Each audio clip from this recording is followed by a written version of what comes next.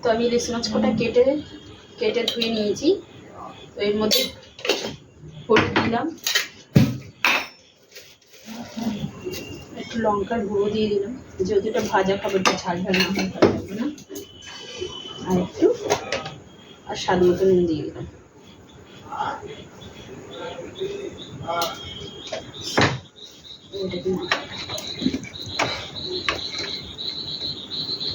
এরকম করে মাখাবো, এরকম করে মাখিয়ে নেবো সব করে হাত দিয়ে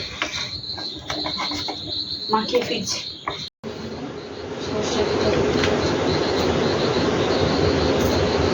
তেলটা গরম করে ফিরছি।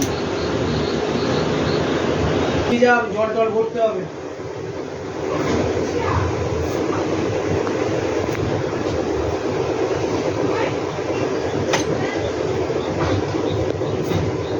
ইলিশ মাছ কাটা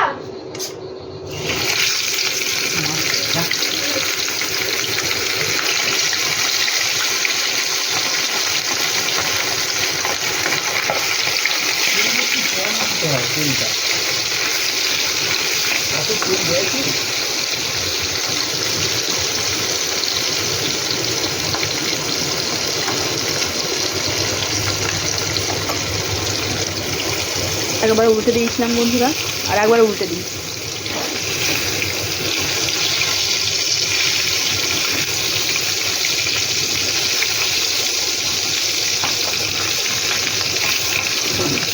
আজকে আমরা মাছ ভাজা ভাত খাবো, দেখেছেন তো বন্ধুরা। দেখুন এবার আমি তুলে দেবো একটা একটা করে।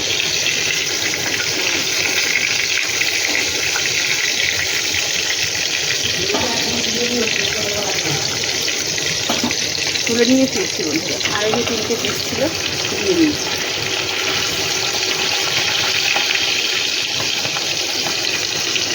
তো বন্ধুরা দেখুন এভাবে আমি ভেজে নিয়েছি, ভেজে তুলে নিয়েছি, তেলটাও সাইড করে নিয়েছি।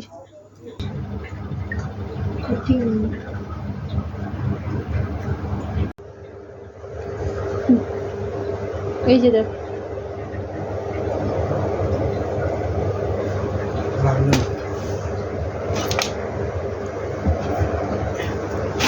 বন্ধুরা, দেখুন আজকে আমাদের মেনু। Thank you for watching.